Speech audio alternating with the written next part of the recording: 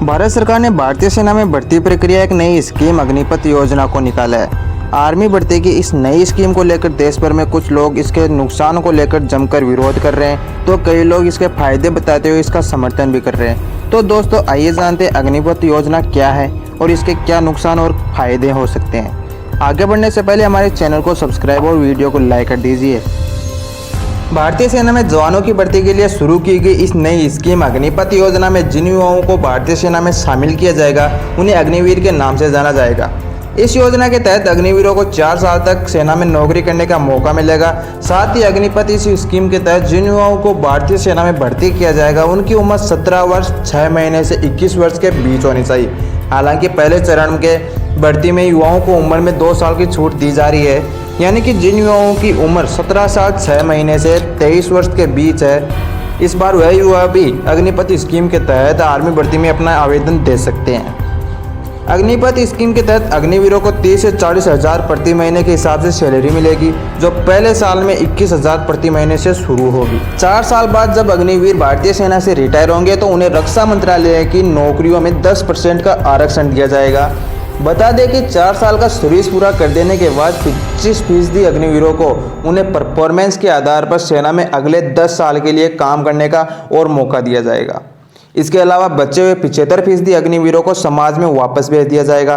तो दोस्तों आइए जानते हैं कि आर्मी भर्ती की नई स्कीम अग्निपथ योजना के फायदे और नुकसान क्या हैं। अग्निपथ योजना का जो पहला फायदा है कि अग्निपथ योजना के तहत भर्ती प्रक्रिया पूरी होने से देश में जो बेरोजगारी की दर है वो कम होगी। बता दें कि सरकार ने एक लक्ष्य रखा है कि हर साल इस योजना के तहत करीब 50,000 युवाओं को नौकरी दी जाएगी।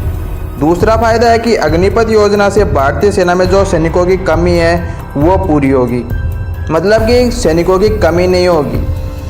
तीसरा फायदा है कि अग्निपथ योजना के तहत 17 साल 6 माह 21 वर्ष के बीच के जो युवा हैं वो नौकरी पा सकेंगे और ट्रेनिंग के बाद उन्हें 48 लाख रुपए की जीवन बीमा और 30,000 रुपये की मासिक वेतन होगी। अगर सकारात्मक नज़रिए से हम देखें तो उस उम्र में बहुत से कम युवाओं के पास इतनी सैलरी की रोजगार होती है। चौथा फायदा है कि इस योजना के तहत नौसेना और वायुसेनाओं में महिलाओं की जो भागीदारी है वो बढ़ेगी। पांचवा फायदा है कि अग्निपथ योजना के तहत भारतीय सेना में अपना सर्विस पूरा कर लेने के बाद अग्निवीरों को अन्य क्षेत्रों में नौकरी पाने का अवसर मिलेगा। साथ ही उन्हें यह गौरव होगा कि वो भारतीय सेना में अपना योगदान दे चुके हैं। छठा फायदा है कि अग्निपथ योजना के लागू होने से डिफेंस बजट पर बोझ कम होगा। अग्निपथ योजना का पहला नुकसान है कि जो 4 साल की नौकरी दिया जाना इस एक तरह से युवाओं के भविष्य के साथ खिलवाड़ है, क्योंकि इस योजना के तहत भर्ती हुए कुल अग्निवीरों में से 75% अग्निवीरों को वापस समाज में भेज दिया जाएगा, जिसके कारण उन्हें अपना जीवन यापन करने का तरीका एक नए सिरे से शुरू करना पड़ेगा, जो कि एक बहुत कठिन कार्य है।